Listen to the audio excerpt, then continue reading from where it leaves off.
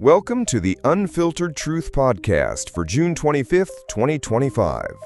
Our mission is simple: to cut through the noise and bring you the facts on the day's most important stories from multiple angles so you can form your own informed opinion. Today, we're looking at a fragile ceasefire holding in the Middle East, new data on the U.S. economy, and a significant political upset in New York City. First up, the Middle East. A delicate ceasefire between Israel and Iran appears to be holding today, following a period of heightened conflict that included U.S. airstrikes on Iranian nuclear facilities. U.S. President Donald Trump announced the ceasefire, expressing optimism that both countries are ready for the conflict to end. Iranian President Masoud Pezeshkian stated that Iran will abide by the ceasefire if Israel respects the agreement. However, the truce reportedly got off to a shaky start, with exchanges of fire occurring shortly before and even after the announced ceasefire took effect, which Iran denies initiating. Alongside the ceasefire, there's ongoing discussion regarding the effectiveness of the recent U.S. airstrikes on Iran's nuclear sites. A report by the United States Defense Intelligence Agency suggests the strikes only set back Iran's nuclear program by a few months, with centrifuges largely intact. President Trump has pushed back against this assessment, claiming Iran's nuclear capabilities were totally obliterated and that they would not have had time to move equipment before the strikes.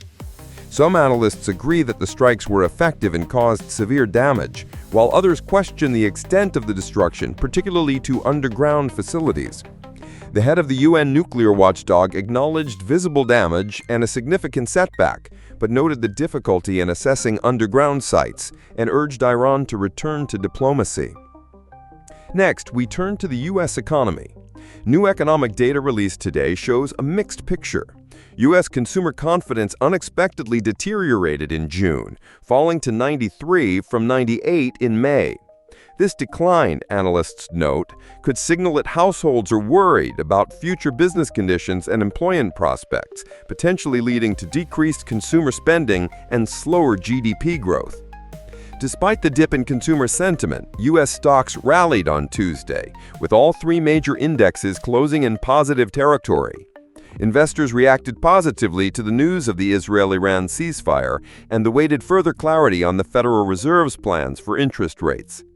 Speaking of interest rates, Federal Reserve Chairman Jerome Powell testified today, stating that the Fed feels no urgency to lower rates at this time. He indicated that the economy and labor market remain solid, although inflation is still running somewhat above the 2% target. Powell also mentioned that tariffs are likely to drive consumer prices higher in the coming months. In other news, a significant political development unfolded in New York City. In the Democratic mayoral primary described to some as a stunning upset, Democratic socialist Zoran Mamdani has reportedly defeated former Governor Andrew Cuomo. Unofficial results show Mamdani with a notable lead.